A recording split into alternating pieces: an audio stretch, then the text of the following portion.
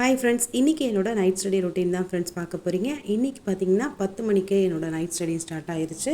10 to 12 மணி வரைக்கும் revision பண்ணேன் friends. Tamil and maths ரெண்டையுமே ரிவிஷன் பண்ணேன்.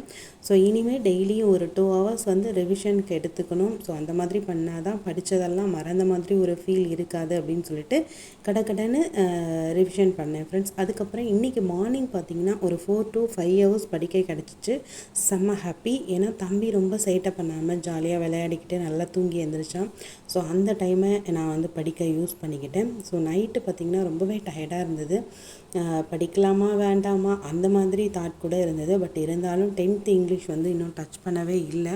ஸோ அதில் மேக்ஸிமம் ஆஃப் லெசன் என்னால் எவ்வளோ முடியுதோ எவ்வளோ நேரம் முழிக்க முடியுதோ நம்ம வந்து இன்றைக்கி கண்டிப்பாக படித்தாகணும் அப்படின்னு சொல்லிட்டு ஸ்டார்ட் பண்ணிட்டேன்.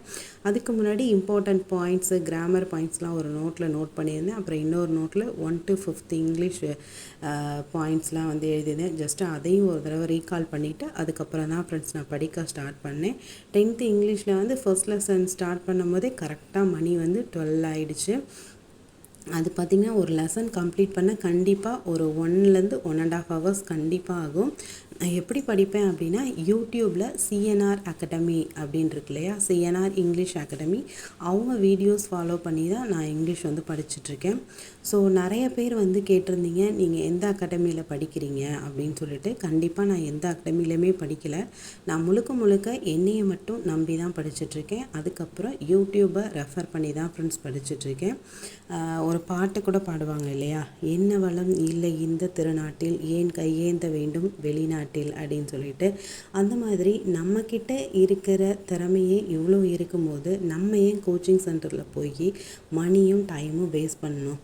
நான் போகிறவங்கள வந்து தப்பு சொல்லலை, பட் வந்து அவசியம் இல்லை அப்படின்னு தான் சொல்கிறேன். ஏன் அப்படின்னா, ஒரு எக்ஸாமுக்கு தேவையான புக் மெட்டீரியல்ஸ் நம்மக்கிட்ட இருந்தால் போதும். நம்ம அதை அண்டர்ஸ்டாண்ட் பண்ணக்கூடிய கெப்பாசிட்டி நமக்கு இருந்தால் போதும். கண்டிப்பாக எல்லாராலையுமே படிக்க முடியும். நம்ம எல்லாமே ஒரு டீச்சர், நம்ம வந்து படிக்கிறதே ஒரு டீச்சர்ஸ் அப்பாயின்மெண்ட் எக்ஸாம் தான். ஸோ வந்து நம்மளால் அண்டர்ஸ்டாண்ட் பண்ண முடியாதா? நம்ம முழுக்க ப்ரிப்பேர் பண்ணுறது எல்லாமே டெக்ஸ்ட் புக்கில் தான். ஸோ அதை நம்மளால் அண்டர்ஸ்டாண்ட் பண்ண முடியாதா? கண்டிப்பாக எல்லாராலையுமே முடியும். பட் எனக்கு வந்து தேவைப்படலை, கோச்சிங் சென்டர் போகணும் அப்படின்ற அவசியம் இல்லை. அதுக்கப்புறம் இன்னொரு விஷயம் என்னென்னா, நான் 3 குழந்தைங்களையும் விட்டுட்டு காலையில் நான் கிளம்பி போயிட்டு ஈவினிங் வர வரைக்கும் எனக்கு வந்து டைமும் இல்லை, இங்கே குழந்தைங்கள பார்த்துக்க ஆளும் இல்லை.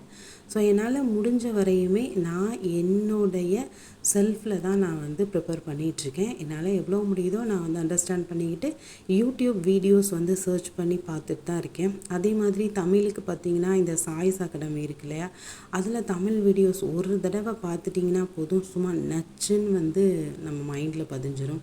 இங்கிலீஷில் இந்த சிஎன்ஆர் இங்கிலீஷ் அகாடமி, மேக்ஸுக்கு வந்து நான் மேக்ஸிமம் எல்லாரோட வீடியோஸும் பார்ப்பேன். எது எனக்கு அந்த டைம் பெஸ்ட்டாக இருக்கோ அதை பார்த்துக்கிறது, அந்த மாதிரி தான் நான் ஃபாலோ பண்ணிகிட்ருக்கேன். ஸோ இந்த மாதிரி உங்களை நம்பி மட்டுமே ப்ரிப்பேர் பண்ணுங்கள். இன்னும் டைமை வந்து ஃபாஸ்ட்டாக ஆக்குங்க. நமக்கு நேரம் ரொம்பவே கம்மியாக இருக்குது. நெக்ஸ்ட் vlogல பார்ப்போம்.